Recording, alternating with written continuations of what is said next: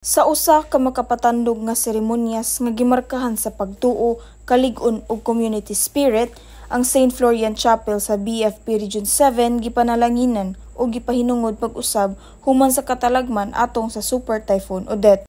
His Excellency Most Reverend Oscar Jaime Florencio, Bishop of Military Ordinariate of the Philippines, nangulo sa mga proceedings kauban si Chief Superintendent Roberto M. Hinave, Regional Director sa BFP Region 7 ug daghang mapasalamaton nga mga benefactors. Ang kapilya nga nakaagom og dakong kadaot sa panahon sa makalilisa nga pag-atake sa bagyo karon nagbarog isip simbolo sa paglaom ug pagbag-o tungod sa pagkamanggihatagon sa mga mabinationg kasing-kasing nga mga benefactors nga suportahan ang pagtukod pag-usab niini. Ang seremonya sa pagpahinungod usa ka testamento sa dili matarog nga kalig-on sa komunidad ug ang gahom sa panaghiusa sa mga panahon sa kalisdanan. Atol sa iyang pakigpulong, si Bishop Oscar Jaime Florencio midayig sa kalig-on ug determinasyon sa tanang nalambigit sa pagpahiuli sa kapilya nga nagpasiugda sa kamahinungdanon nga pagtuo ug panaghiusa sa pagbuntog sa mga hagit.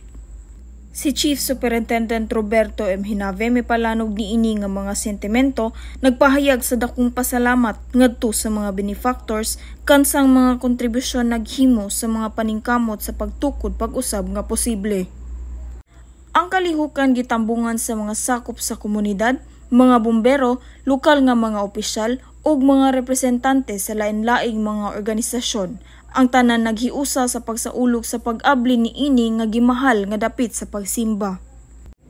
Samtang ang mga pag-ampo gihalad ug ang mga panalangin gihatag diha sa kapilya, dihay mabati sa paglaom ug pagbag-o sa hangin, usa ka testamento sa dili mapugnan nga espiritu sa kasing-kasing sa tao ug gahom sa hiniusang paglihok sa mga panahon sa panginahanglan. Ang St. Florian Chapel sa BFP Region 7 karon nagbarog isip usa ka kahayag sa kalig-on ug panaghiusa. Sa pag-abli pag-usab sa mga pultahan niini, kini nagsilbi nga usa ka pahinumdom nga bisan sa atubangan sa kalisdanan, hugot nga pagtuo, paglaom ug kaluoy kanunay nga mapatigbabaw.